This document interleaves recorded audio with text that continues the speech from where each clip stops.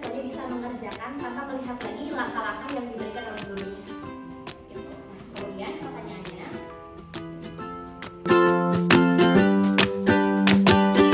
untuk menanggapi kasus pertama ini, mengapa peserta didik mampu mengerjakan soal dengan baik pada percobaan kedua tanpa melihat urutan langkah-langkah atau pengerjaan soal? Karena peserta didik telah mendapatkan stimulus dari buku terkait langkah-langkah ataupun cara-cara yang perlu diikuti dalam penentuan nilai rata-rata pada sebuah soal.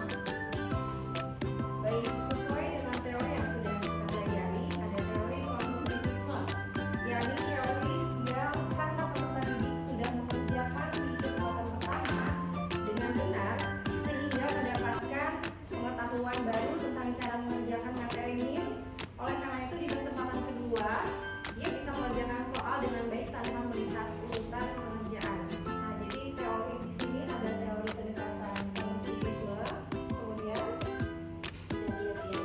dan ada teori behaviorisme. Selanjutnya, kapan sih kita bisa menggunakan teori ini? Yang pertama itu pada kegiatan belajar IPA. Materi menangani filtrasi air. Lalu yang kedua yaitu kegiatan berolahraga senam lantai. Nah, ini semua. Yang ketiga juga kegiatan beraktivitas mengajarkan cipta lingkungan, dan semuanya ini kita elaborasikan menggunakan konsep elaborasi konstruktivisme dan behaviorisme. Jadi guru memberikan stimulus kepada peserta didik berupa pekerjaan dan diikuti oleh peserta didik, dan respon yang akan dicapai adalah mencapai tujuan pembelajaran dengan baik.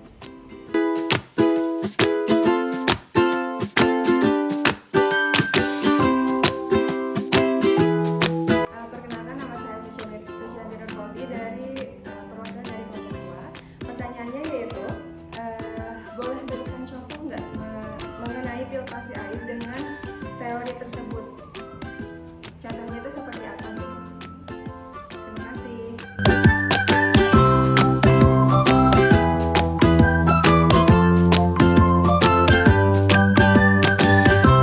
tadi pertanyaan terkait langkah-langkah filtrasi air seperti apa gitu ya, jika dikaitkan dengan teori ini. Contoh filtrasi air seperti apa? Oke, terima kasih.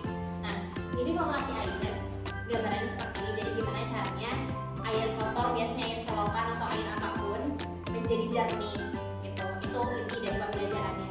Nah, gurunya mengajarkan akhirnya gimana caranya proses tersebut gitu. Salah satunya menggunakan ini botol air minum 1,5 liter ya.